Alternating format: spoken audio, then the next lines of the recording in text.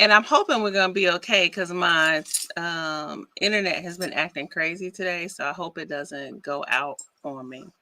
If it Oh. does, y'all just stand there and keep talking. Gonna be silence. Like, No, but I think that there's a whole conversation to be had around this topic. Okay, so wait a minute. Let me share.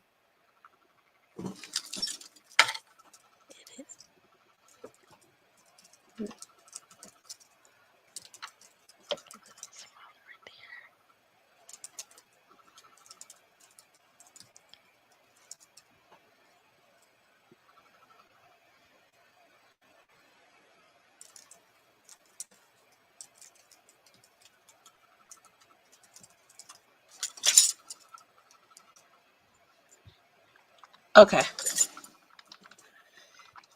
so and we'll, nobody looking at us right now, so you still got time. Okay, so wait a minute, because people always do go back and they look at the recording. So Right. let me be all like appropriate.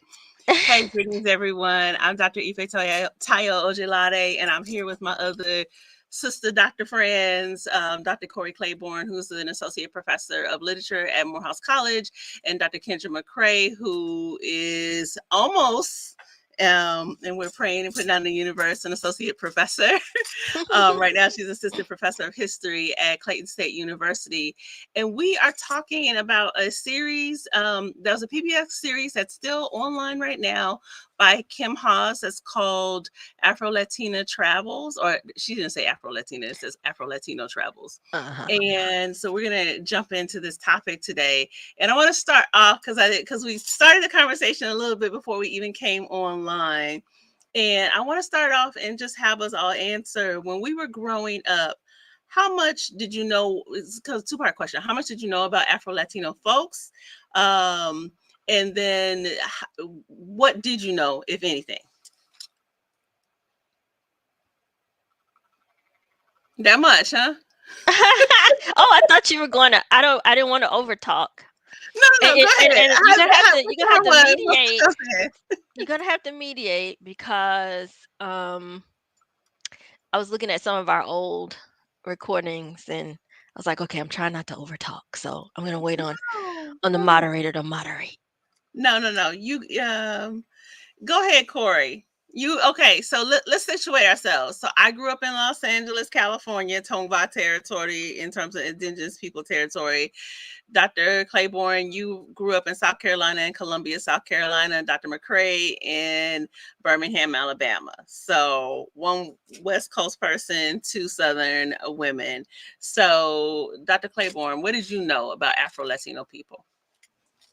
I mean, this is an interesting question when you say Afro-Latino people. So I didn't necessarily know about them, but I knew Black people were around the globe and perhaps even in outer space, right? Like, so it never occurred to me though to get specific because I always assume if they're Black people anywhere in the world, they're like Black people that I know.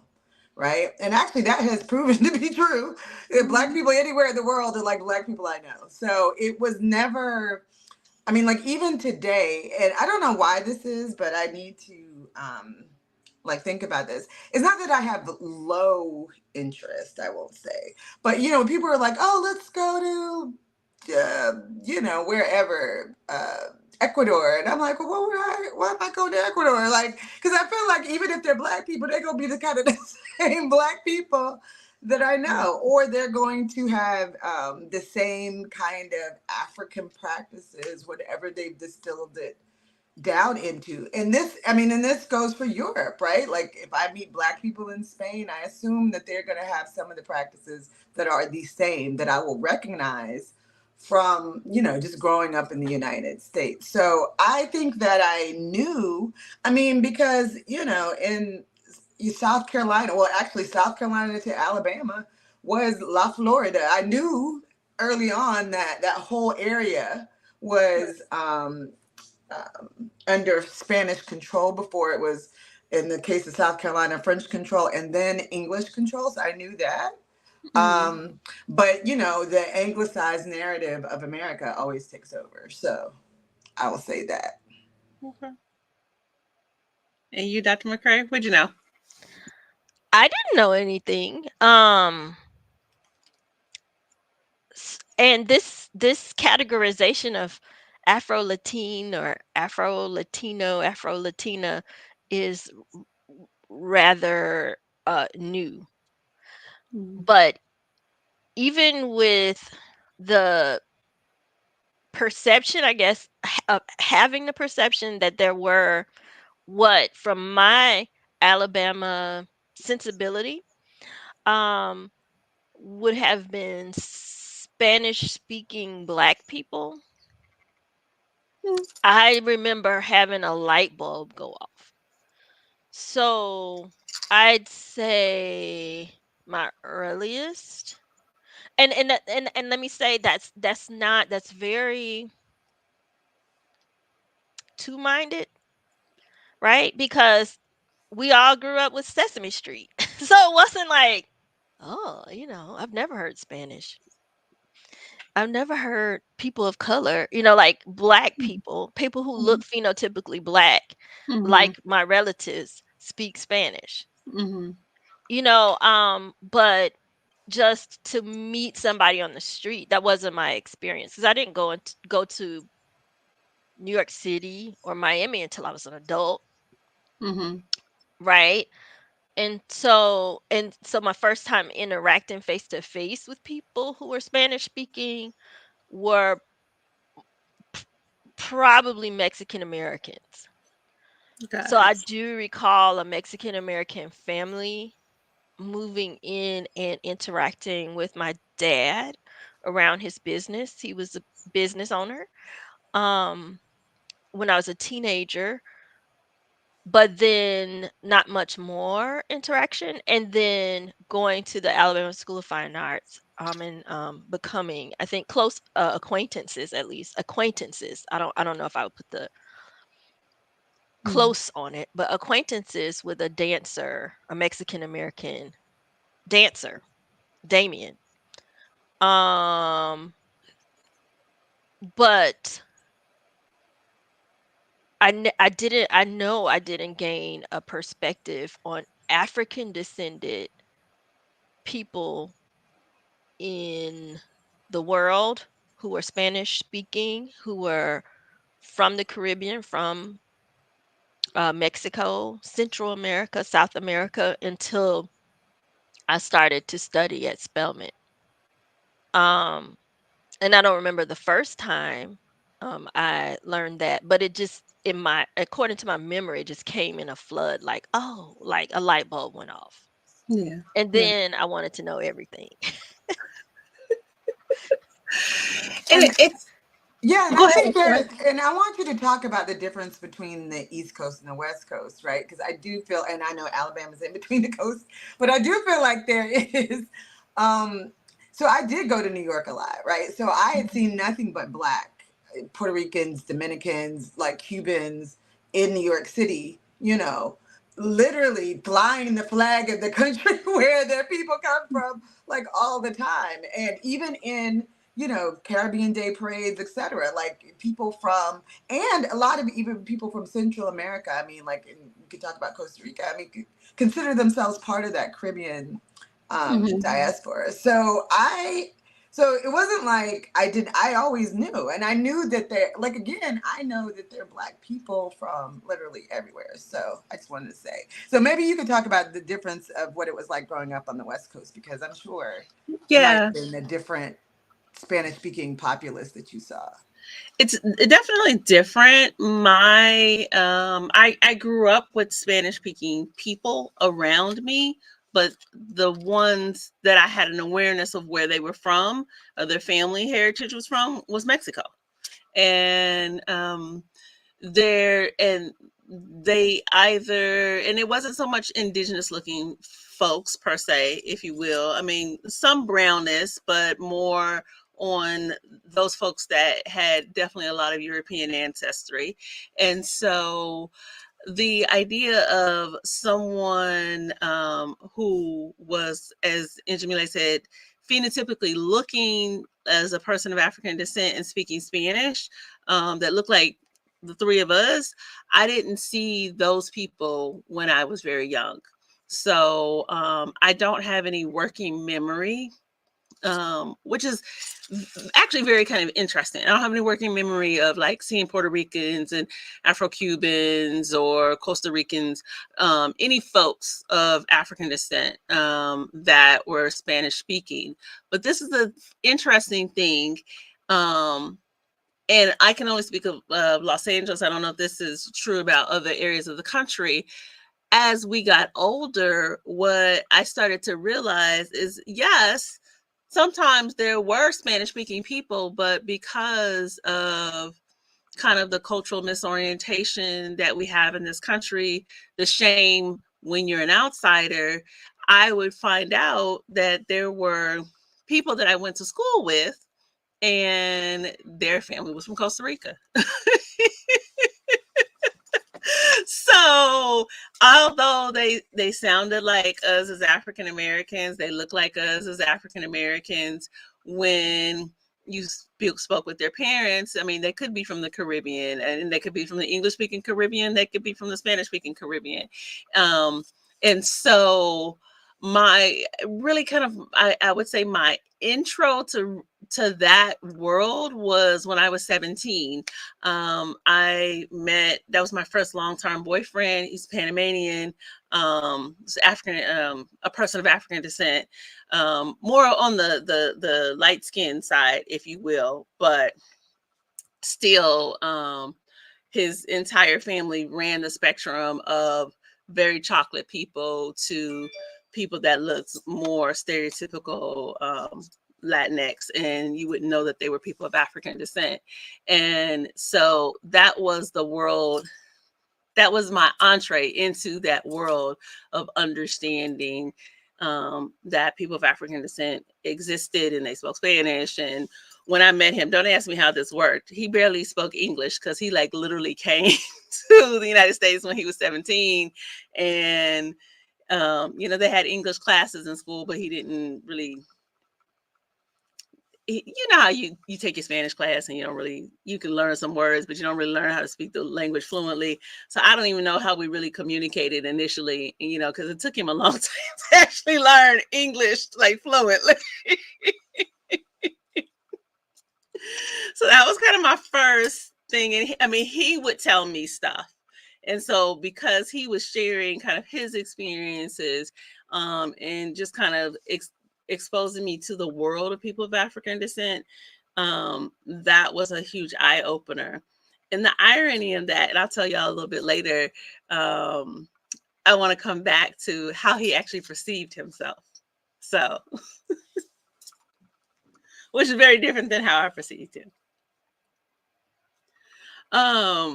So let's kind of take this into the series that we saw. So we saw the Afro-Latino Travels series, and it was all based on Costa Rica. So it's like 10 little episodes that are, you know, 5 to 6 minutes. So it's like about an hour for the whole thing. Tell me what y'all thought just about the series overall.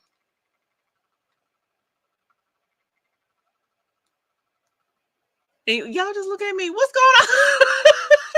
Well, I guess we want you to call on somebody. So, Yeah.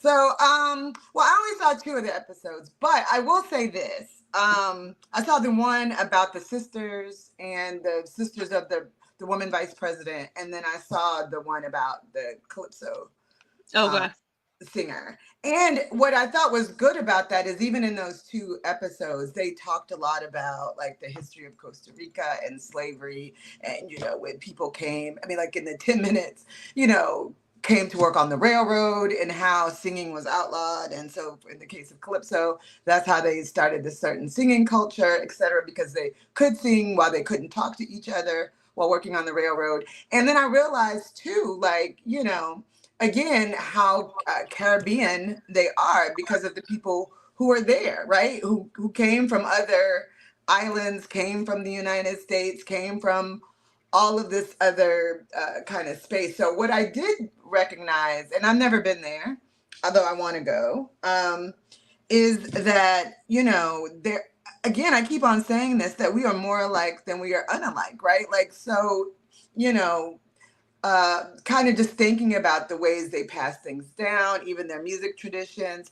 I mean, I was thinking about calypso in particular and soca. Soca, for example, is just soul and calypso together, right? And you Mhm. know, of course, they have that. I thought about Louis Farrakhan being a calypso singer. I thought about I all these forget things. about that. Yeah, right. Yeah. But that like if you scratch the surface, even if you think about in the United States, like you know, soca and calypso. Uh, that influenced us too. So all of these things to me just make it like a global, um, you know, Black culture. So Now, Angelina, what you think? So I see your picture. No, we see two of you. I need a carnival something. I feel like that's a carnival theme, right? Is it like Yeah. what's the colors? So okay. So um this platform's backgrounds are really wonky. Oh, okay. So it doesn't like my image, but this is from um my last trip, Black History bucket list trip. It was to Miami. So I looked at I was able to see an interview because at first I wasn't able to find the correct link. Mhm. So I was able to look at an interview with Kim Haas, and about her show, and then 2 episodes of the show. Okay. So, um, to answer your question, what stood out to me was I like the way she focused on, of course, the history, but then of notable Afro Costa Ricans. Mhm. So I really liked that part.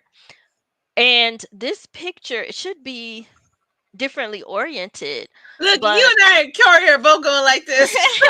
well, the thing wouldn't let me do it, but I thought you could still see the colors. This is me in the Wynwood neighborhood in Miami.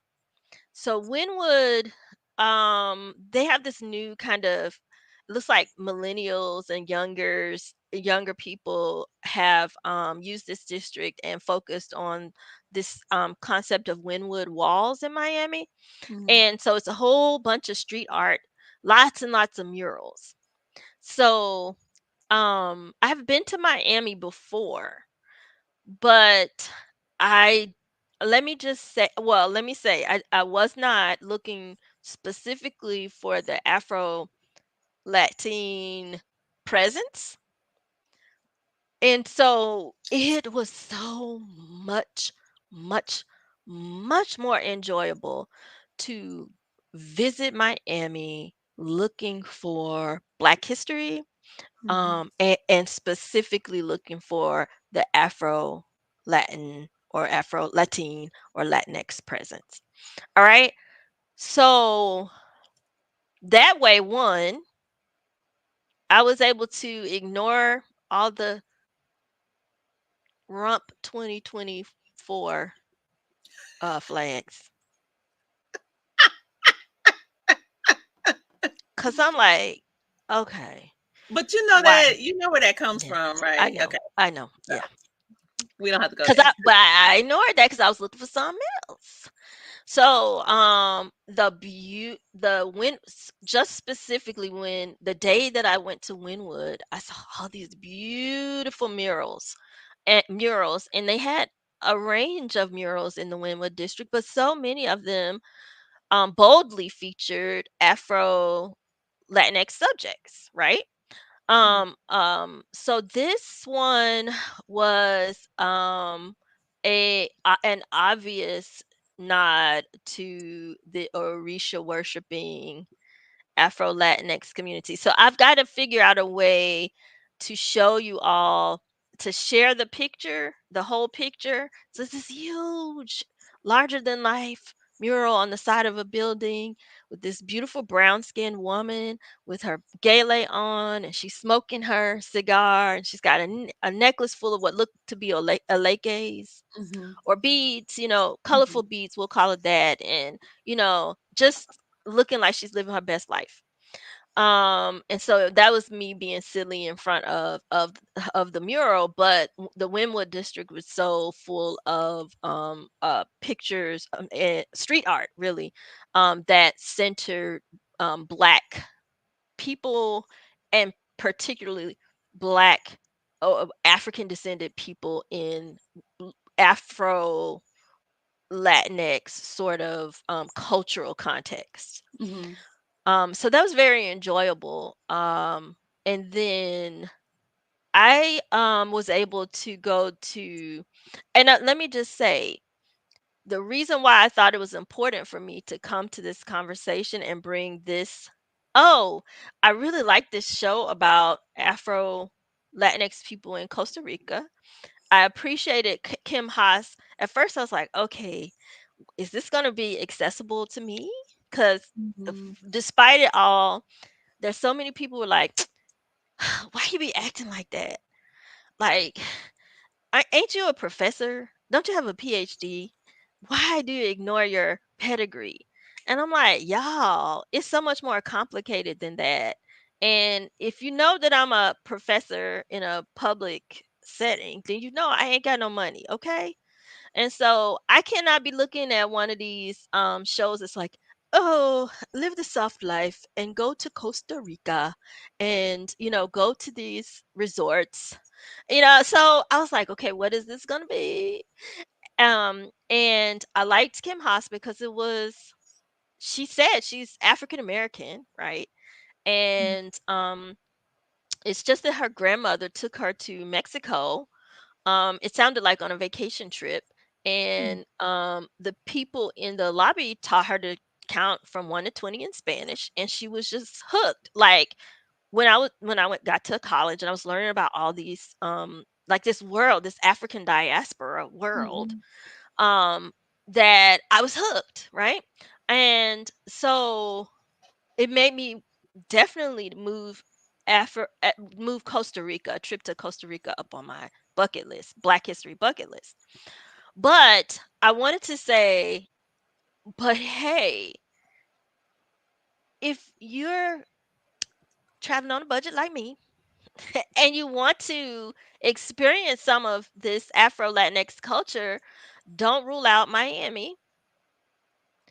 And if you had a bad experience in Miami with anti-blackness like I did in the past, when you go and you open your eyes to looking for black history and black culture, African descended history and culture, it's there. It's everywhere. And you have to understand your positionality because like I think you're going to get into, if I understand you correctly, Dr. Ifetayo, I think you're going to get into other people's self-perceptions may not be the same as yours, Mhm. right? Other Yeah. people's self-perception of their race may not be the same as my self-perception of my race having grown up in Alabama. So I may read them as black and see them as black and define them as black, but I I think I learned not to be off put if somebody else doesn't see themselves as black. That doesn't mean they're not Afro Latinx though, right? Right. It's a complicated conversation. One is I don't know if y'all saw this like in let's say maybe 20, it was sometime during the pandemic, maybe 2021. Um I had posted this advertisement where they used me in, I've been to Panama a couple of times. And so they used me as a they like the part of the community that was trying to do a census, because the census, I mean, we know the census is problematic in this country, but just imagine the other countries. It's super problematic. And so they try to have a gauge on the number of people of African descent. in other countries. And I got approached by an organization there, and they said, hey, they're very clear that I identified as a person of African descent. And get this, they wanted to use me as a poster child to say, hey, I define myself as a person of African descent. And so then I'm on the census thing, go like, I'm African descendant, to try to get other people to say that they're African descendant. Now, yeah, I think the three of us are like, huh? Like, clearly, when you look at me, clearly, at the very minimum, if you think it's something else, okay, yeah, she is Black. The problem is that a lot of times people don't necessarily identify with those terms, and the term Black can be very different than the term of African descent, which, if you have hair that looks like this for whatever reason, and kind of that neutral, so I'm not light skinned, I'm not dark skinned, I'm just in the middle, then it can do things to people, I'm trying to be too diplomatic. Like, from a cultural misorientation perspective, people kind of take that in, and they may identify with other cultural groups and try to say that they are not Black or not a person of African descent. And so me on that advertisement was an attempt to get people to say, like, hey, I mean, they're basically saying, hey, even though this chick look like this and you may look like this, you're a person of African descent, which I thought was fascinating. And this is one of the things I think is really a good talking point. I mean, how much does phenotype really matter when we talk about Blackness, right? Like, how much does you looking Black matter in terms of you being Black?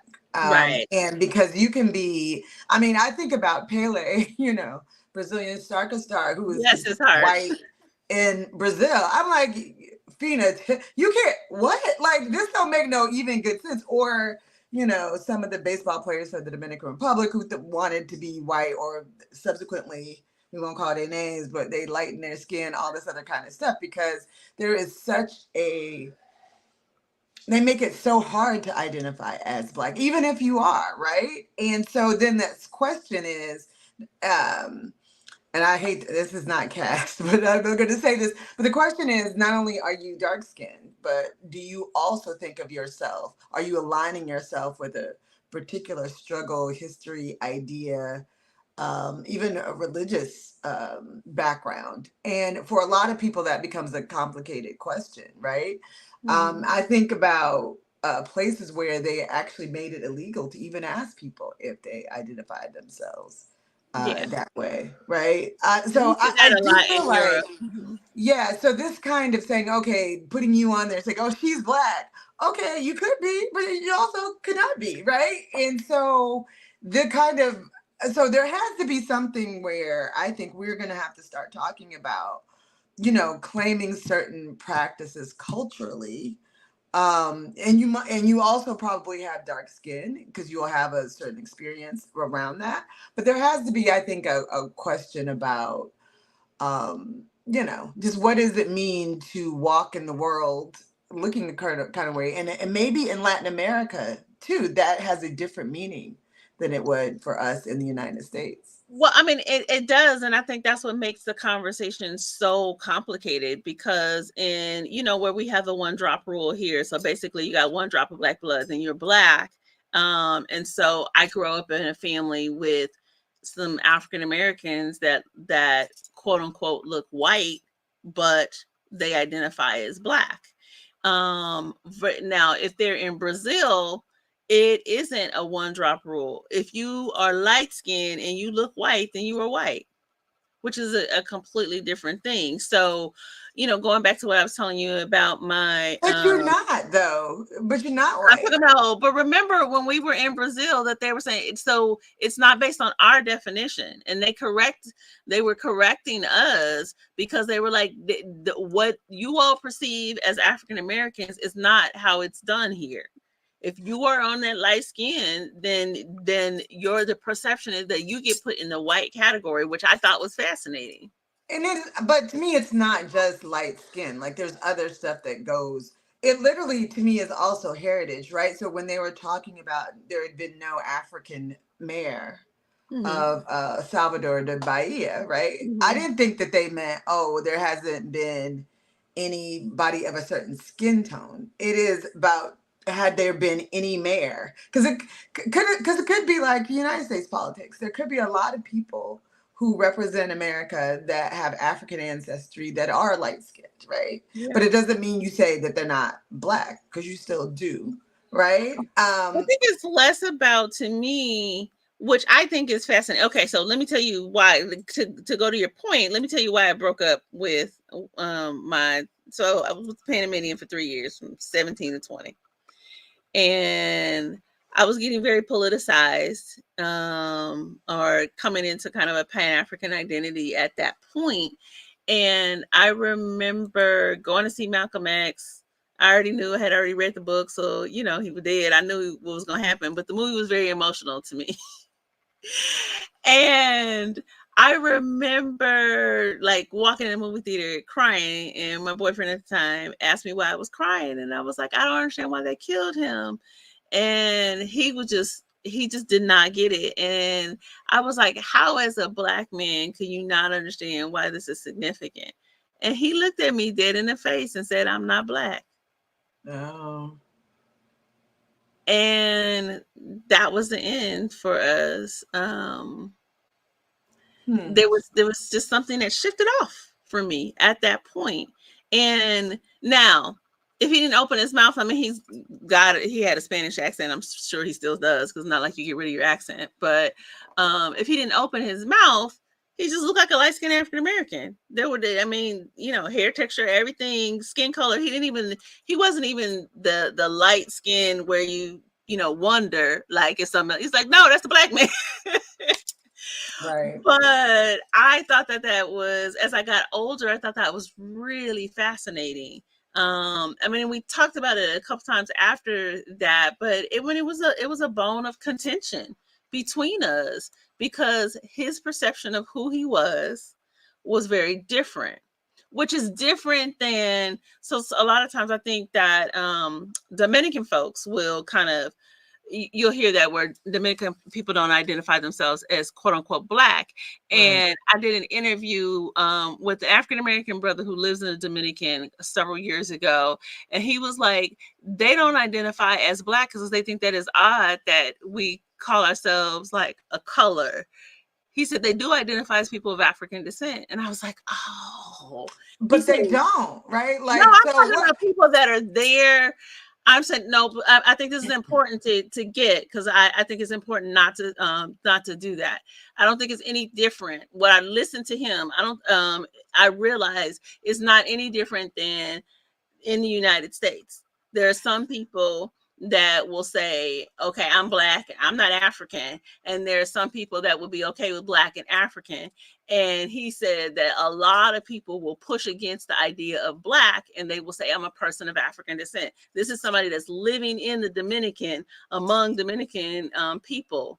Well, the only reason I would say, and I haven't been to the Dominican Republic, but the only difference my sister has, and she was saying, one of the things that's so interesting, if you think of yourself as a person of African descent, you wouldn't treat Haitian people like the way the Dominicans treat black people, same black people, Mm-hmm. split down the island, who are also African descended, is deplorable, right? Yeah. I mean, so my sister's light skinned, so whatever.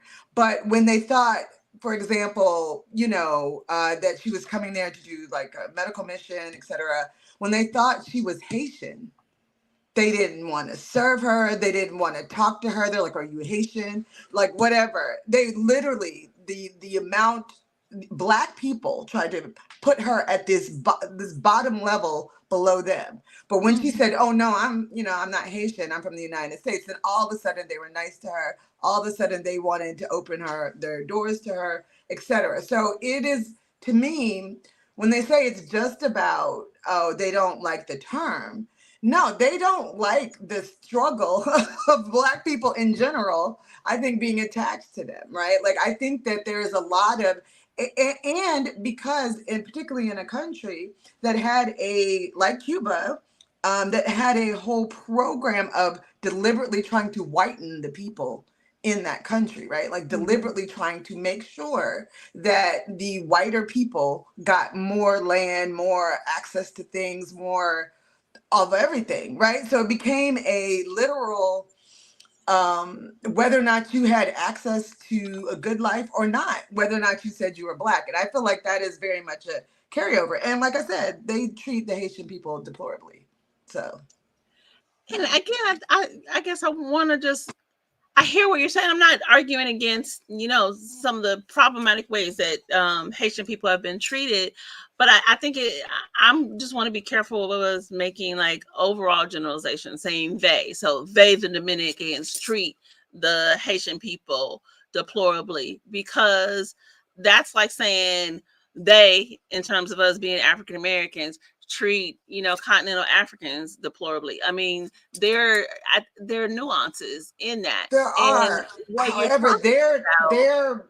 theirs also goes down to policy that affects I them. mean, and I'm not disagreeing with that. It's crazy, but we're also talking about that. I guess from my perspective, I'm thinking about it from a psychological perspective. We're talking about hundreds of years of systematic division that is done in a particular way, for a particular psychological divide and conquer strategy. And I think in the argument you just made, you said your sister came and then they're trying to treat her one way, and then they find out she's African American, and then they treat her different. So that has to do with nationality. That doesn't have to do with her being a Well, person of no, it African has descent. for her, because like I said, my sister's light skinned. So I wanted to also go back to that sort of Oh, question okay. about whether or not, how African you look, if that has anything to deal with whatever. And that's partly why they thought she was Haitian, because there's so many gens de couleur, like light Yeah. skinned people in power in Haiti. So they assumed that was where she was from, right? So I feel like it's one of the things that there is nuance, but I feel like if we, and the same with Cuba, and I'll say this, and that most people don't like me saying this, but when I went, and which was before Barack Obama lifted the complete travel ban, like I went when you could still go as part of like a United States delegation if you were studying something, and you had to give them your itinerary, and they followed you all around the country, and you could go to see certain things. And so what I was always impressed with, and I hear people say Cuba's not that way, but how racist it was, right? Like, so the people at the University of Havana, like there were dark-skinned people, made up maybe 4% of the population, and all the professors, everybody who worked there, the hotel where we stayed, yes, they didn't even, according to people on the street, let dark-skinned people work in that hotel for people who were over there. So this is a Black country, right? But you find that in a socialist country or communist country, but you found that there were still these divisions between, the people who had money, and most of them had white Cuban relatives in the United States who could send them money, right? So they were over doing a certain kind of whatever. But it was also, like I said, dark skinned people weren't allowed to work certain places. They weren't allowed to be certain places. Like in terms of like the university space, even the same kind of things that you're talking about, somebody with universal education. So it's not like, oh, well, did they have education? But it was still like, who was at the university, and it was all people who did not look like me. So. And that sounds like colorism, which is a whole thing. And I want, and Jamila, I know has to leave early. I want to let her jump in. So I mean, I definitely. But I feel like that is attached to also, how you think of yourself as African, right? Right. I think that because, like I said, for some people, it might have been, I think in Cuba, particularly, it was more colorism, right? Because they just wanted a face for tourists like us in the hotel where we're staying, for Cuba to look a certain way, right? Because they mostly, up to that point, had gotten Russian and German tourists that came there. So I do think that was a lot of it, right? But I do also think that they had a very complicated, they knew they were African, right? But they also knew that there is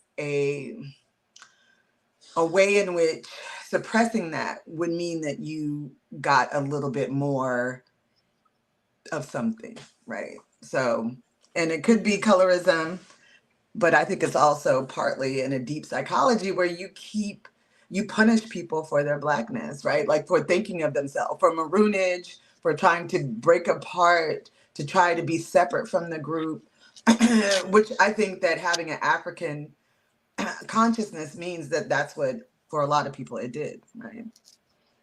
Wait, you were gonna say something, Sorry. No, no, no. It's what were you gonna say? Yeah, it's a lot.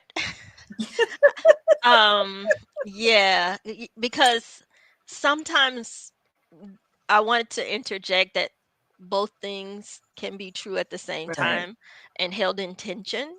So it's a difficult, this is one of those conversations that's like quote unquote nailing jelly to the wall. Mm. So it can be colorism and I think what I hear you saying is anti-blackness, Mm. right? Because Anti-blackness, color, but it's specifically like a anti-Africanness, right? Like it right, is, yeah. It can be yeah. an anti, yeah, it could be a colorism and an anti-Africanist. And like you're saying, if you make a comparison, um, for instance, would find my older relatives are very proud of being black, but they don't see themselves as African Mm, and might say a lot of anti-African things, right? right, And then right, don't self-identify as African. right. And then the same people who, so I am familiar with the conversation about, in particular, Dominicans and other people who live outside of the United States saying my not claiming to be black is a resistance against a kind of United States hegemony over self um, perception. So Mhm. those are US, in particular deeply southern Mm-hmm. US racial designations, and we don't have to kowtow to them. But at the same time, you may find a person also saying,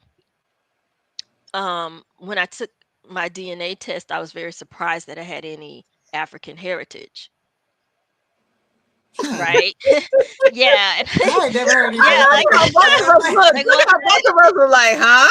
Yeah, so yes, I've seen that with my own two eyes more than once.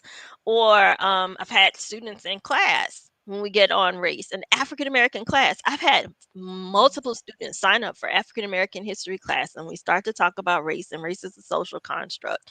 And I can tell the way they're speaking that they don't self-identify as black, even though they phenotypically appear black. And I know that's problematic because my very own great grandmother does not phenotypically look Right. black, right? So I know that's, but I'm saying stereotypically, right? Mhm. Um and say when we get into, I said I could tell because I can tell one, a lot of the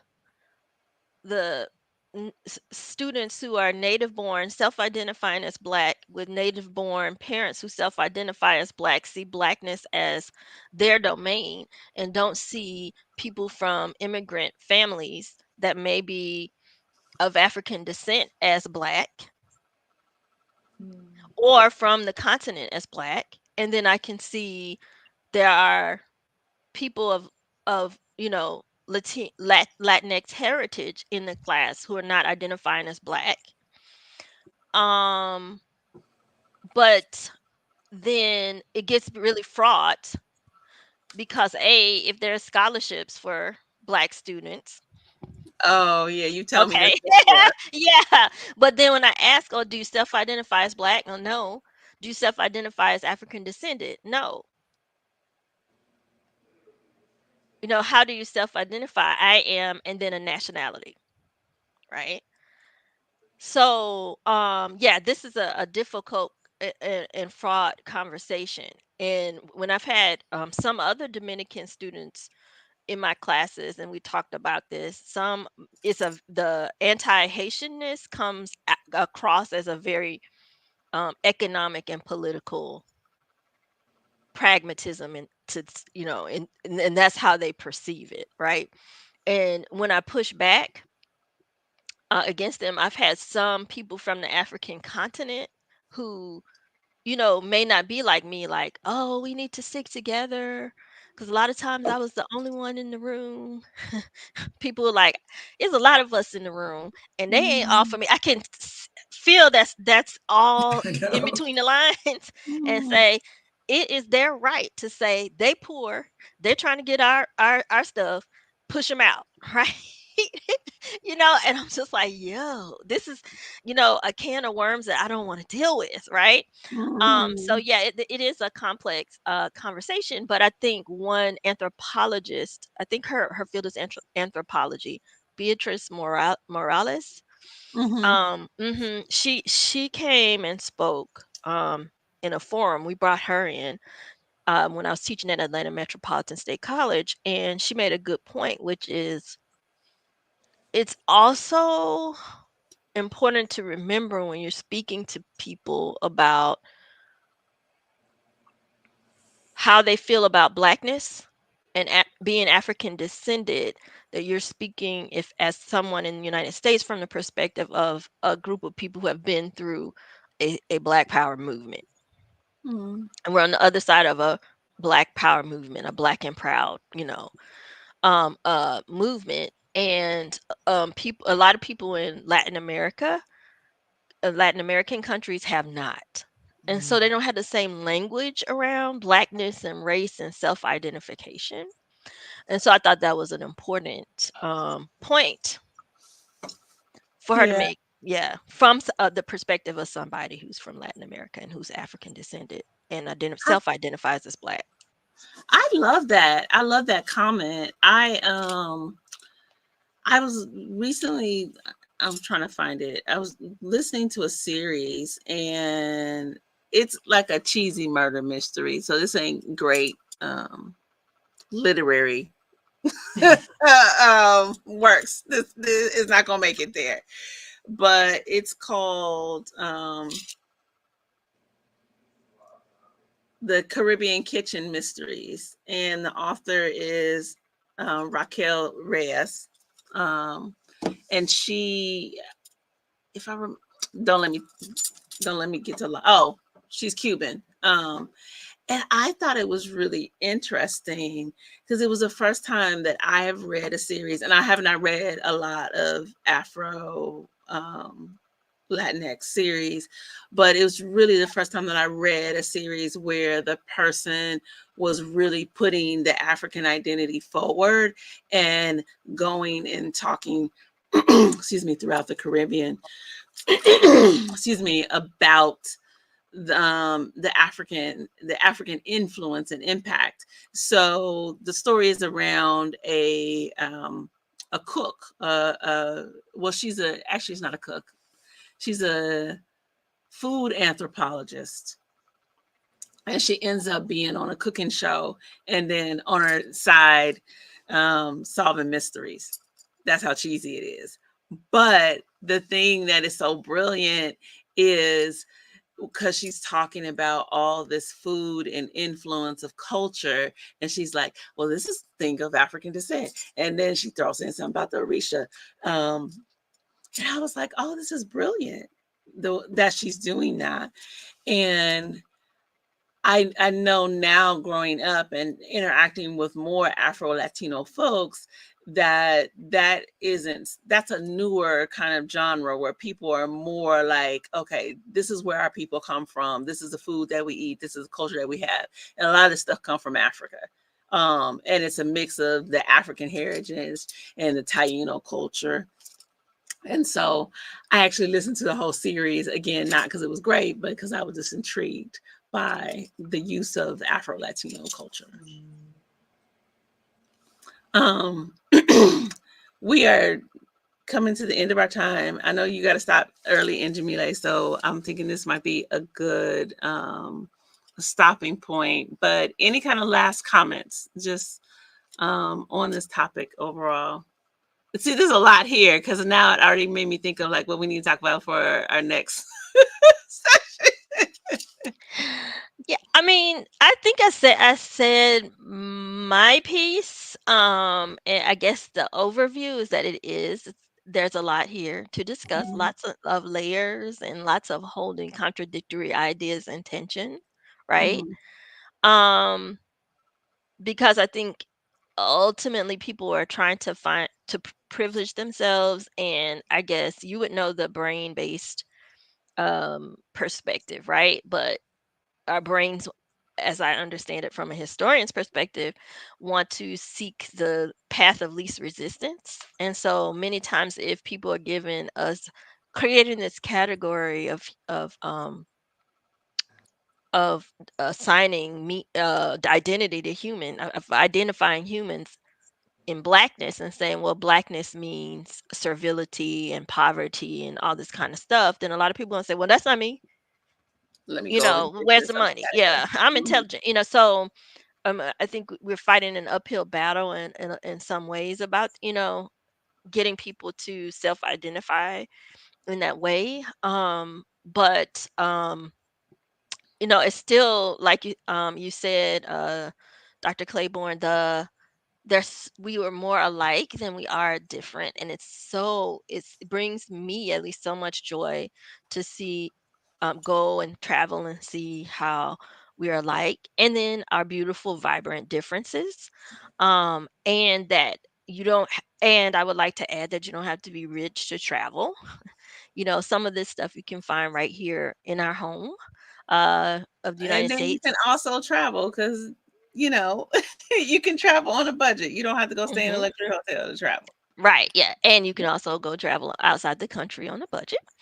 Mhm. And I look forward to it. I think if I had to vote on what we might discuss next is how do we travel on a budget to these other countries, and maybe how I think mm, I when I was traveling, particularly going to Miami, you're meeting people who are going on their cruises, and they're staying overnight and are coming back from their cruises. And one of the topics of conversation for women was solo travel. So I think that also is interesting. How do you travel solo? Yeah. Oh, I never had to say, it was also extremely interesting. We talked about the Spanish and how much Spanish we know, and I had the Spanish through school, Hmm.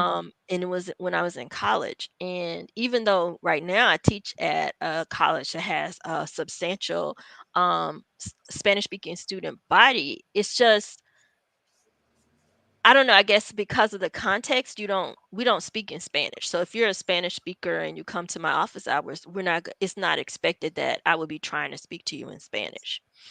Especially since my Spanish is very with a U basic. Right? So but when I was in Miami, it was speaking of African descended people who are from the Spanish speaking world. I had to use my Spanish, which meant I had to dig it up from the recesses of my mind. Sometimes I was successful, sometimes I was not. Um, but I I appreciated that most people I encountered, no matter how they looked, didn't assume that I would not be a Spanish speaking person. Both my husband and I, they would just rip into Spanish with us, and they would not assume that we wouldn't be Spanish speaking. Yeah, but that's so there's two sides to that, and we don't have time to talk about that. So it can seem good that there's not an assumption, but then there's also a way of alienating people of African descent that don't speak Spanish, and that's can be done on purpose. So we don't need to sleep on that, but that's a whole other conversation. We don't have time for that conversation right now. It's Yeah, yeah, some of I that was get done it, on but purpose. I get it, but I think the reaction to me and the reaction to well, my husband is a different story because he works in construction. So But that's not the react. The reaction isn't behind like it's an expectation. It doesn't. They don't care if you no, I can. get it. I That's get it, not what that's about. but I think, yeah, well, we'll talk about that some more. But I think that even when I was trying, the reaction was different than if I was like, no, I can't. You know what I mean? And I think that when people say no, I can't, it's a initially I heard that that's what happens in Miami from European Americans. And they act like it's their part of town and we have to speak their language. But my thing is there's no official language in the United States, so it is what it is. I mean, I Yeah. think it can be fun, but then it also can be, fun. It can be cool. Anyway, I think what we're touching on, and we gotta stop. We're touching on a regional difference, and exposure, and growing up and having particular experiences, and how one will perceive when that happens to them, because some of that is very racial.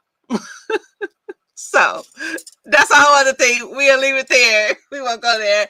Okay, so everyone, yay. Just to let y'all know, I know Dr. McCray has to go. Just to let y'all know that Dr. Claiborne and I, the next time, so we won't have one of these series because we are doing a workshop on October 4th. And so we're doing a workshop on looking at the narratives of enslaved African women and how we can use those for healing. So if you are interested in that, I'm going to put the link in the messages so you can sign up in case you're interested. Y'all take care. Now I actually gotta find the link. Hold on for a second.